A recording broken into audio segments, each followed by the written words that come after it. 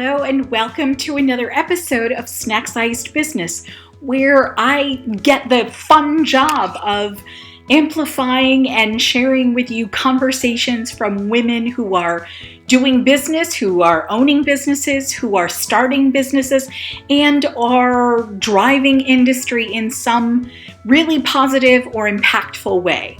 So today on the Zoom, I get to share with you a super fun conversation with Jen Coken. So Jen is an author, she is a leadership coach, and she is a stand-up comedian. So there were a few giggles in this conversation. But before I jump in, let me share with you Jen's 5 facts, which actually turned out to be 8 facts. So bear with me. All right, so she once sat on the edge of the Grand Canyon eating a s'more with the park superintendent. She has seen 84 Grateful Dead shows. She was a stand-up comedian for 6 years in Denver, and she says she is still damned funny and brings silliness to everything. Her 4th fact is that Arianna Huffington was her first client when she had her own consulting firm back in 1997. She says that Arianna accused her of radicalizing her when she ran into her at the 2000 Democratic Convention.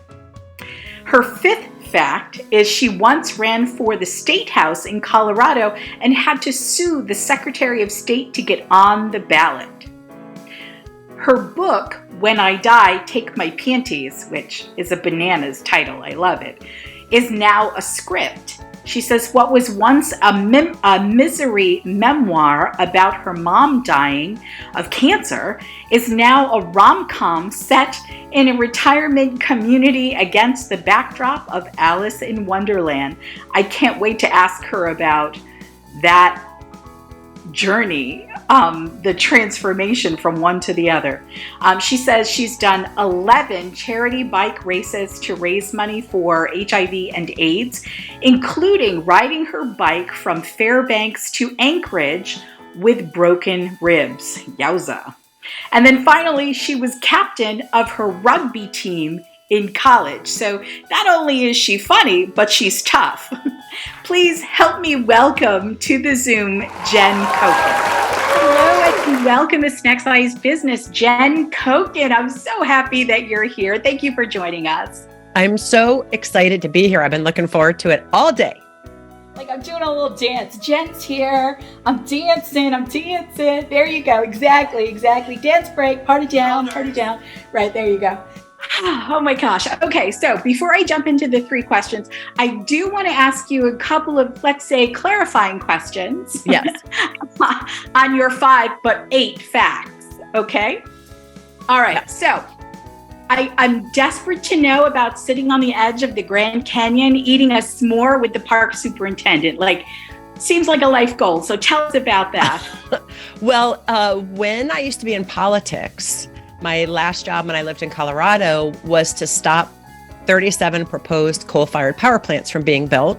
A few of those were around the Navajo Nation. So we were working with indigenous tribes, and we had a coalition meeting at Grand Canyon National Park.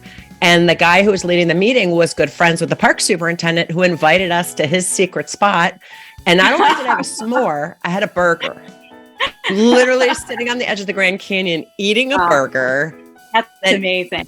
Oh, I mean, my feet were not dangling over the edge. Don't get me wrong. I was just sitting on there very gingerly and feeling somewhat comfortable. You know what I mean?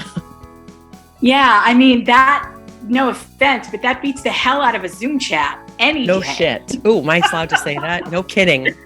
Yes, you are. Shit. So there you go. Okay. Yeah, no shit. I know, exactly. And that's amazing. It was one of my favorite meetings because of that very moment, because I have a picture of me sitting there, a friend of mine took from far away, but just the vision of the vastness of this alien, I don't know, life form, whatever it was, to be that close to it. And we also, most people, when they go visit the Grand Canyon, are on the other side of the rim. I think it's the south side. And we were on the north side or vice versa. So we were not the part where most people go because, of course, the park superintendent has the keys. Not like you need a key to the Grand Canyon. Right, exactly. It's not like there's a gate. Right. Yeah. And we had a beer too. We had a beer, a burger, and a s'more on the edge of the Grand Canyon. Yeah. Oh my gosh, that is living. That is good living right there. Oh my gosh, that's amazing. All right, here's the other thing I want to clarify. So, your book, which I love the title, your book, When I Die, Take My Panties, is now a script. You said once it was a misery memoir about your mom dying of cancer, and it's now a rom-com set in a retirement community against the backdrop of Alice in Wonderland. So that is a long journey in between there. Yeah.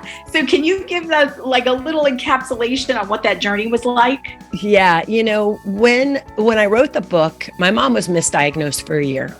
And I didn't want another family to suffer the way that we did, because there's no test for ovarian cancer. There's certain signs, and people can find out about that on my website. But it became my business to make sure other families didn't deal with that. That's why I wrote the book. But I've always had it in the back of my mind to do a movie. But I did not want some like nobody needs a boo-hoo, crying, sad like another ass. terms of endearment. Yeah, or whatever, fill in the blank of all those that we used to watch. And Jessa has sold like Jessa Zarubica. She's freaking amazing. Go Google her, follow her. She's written and sold 17 scripts. And what we decided, we kind of shift things around. I became the main character as a romantic comedy, with really the piece of it being, well, at the end, it's like in a PS, there's a big reveal that Jen, myself, was so involved with work, didn't have time with her family, and didn't get back in time. And by that point, it was too late to save her mom's life. She did what she could.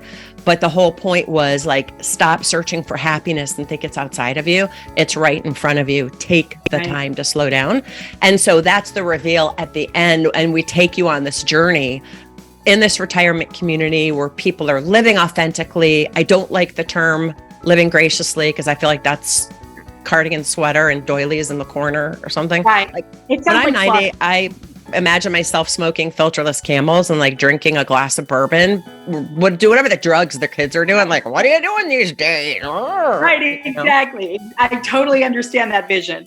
Yeah. And so I wanted to be something that would be enlightening, inspiring, fun, loving, but then at the end have resources for people to get more information. Because again, the movie for me is about educating women about their bodies ultimately, and entertainment and funny. As a former stand-up comedian, you had to have the funny in there. Right, exactly. So let me circle back to that. So you're an author, you are a coach, and you are a stand-up comedian. So that's kind of amazing. I love that variegation, if you will. That's amazing. I love it too. And the stand-up comedy came first because I've always loved being on the stage. Politics, comedy, acting, politics, it was a choice for me. I got bit by the political bug. It's very similar. Politics is theater. You and I know this. Oh my gosh, yes. I too have worked with enough politicians on their stump speeches and things like that to understand that organically. Like politics is theater. Yes. Yeah, well said. So first question, what conversation, speaking of which, what conversation do you wish you'd had but did not? It's funny. I was just meditating about this morning, and I got my mom died in 2011. My stepdad died in 2014. He was diagnosed and passed from lung cancer within 3 weeks, and the man never smoked. It was one of those weird things. And my stepbrother had him call me to say goodbye, and I said, I want to come to you. And he said, I don't think you'll make it in time. And I wish I had flown there anyway, and sat by his bed and told him in person I loved him. He knew that, but just told him in person and held his hand. And that is something I wished I had done. And I was thinking about the same thing with my mom. I always told my mom, do not die on my watch when she was in hospice. I don't freaking want a ghost floating overhead. I had all these childhood fantasies about that. But I wish I had sat. And I know that spirit can hear us now, but I wish I had physically sat there holding my mother's hand, telling her I loved her, telling her it was okay to go, and she could have gone while I was sitting there holding her hand. Yes, so those were two. I understand. Oh gosh. Yeah, that's a good one. Yeah. All right. So second question. Right now, what do you love about what you do? Oh God. gosh, there's so much I love about what I do. So I coach executive women in STEM to lead with confidence. And so often when you're working in a male-dominated industry, you feel like a square peg in a round hole. And we try to fit in. We try to whittle away our edges to be the same as everybody else. And what I love is I help people stand out. So a recent client I just finished working with, she is a commercial real estate developer, in the hard hat, the whole thing, but she's also a baker and obsessed with baking and makes these decadent cakes and truffles. And that's what she's known for. So we actually combine the two.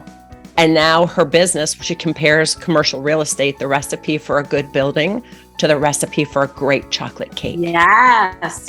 And I just watch her she's just like settled in her body and at home with herself and loving she doesn't have to compartmentalize who she is. Right. And that's the thing I love best is when I see people like integrating all the pieces they thought they had to keep separate into just themselves, because it's been that way all along. And it's freaking exhausting trying to, I'm this way to this person, be yourself. Yeah.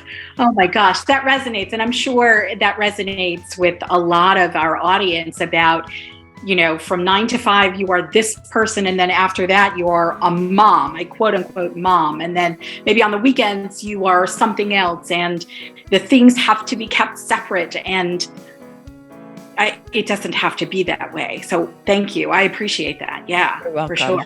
Absolutely. All right. So let me go back to the charity bike rides. You say that you've done 11 charity bike rides to raise money for HIV and AIDS, and including a bike ride from Fairbanks, Anchorage with broken ribs. Did you know that your ribs were broken and you made that choice anyway? How did that work?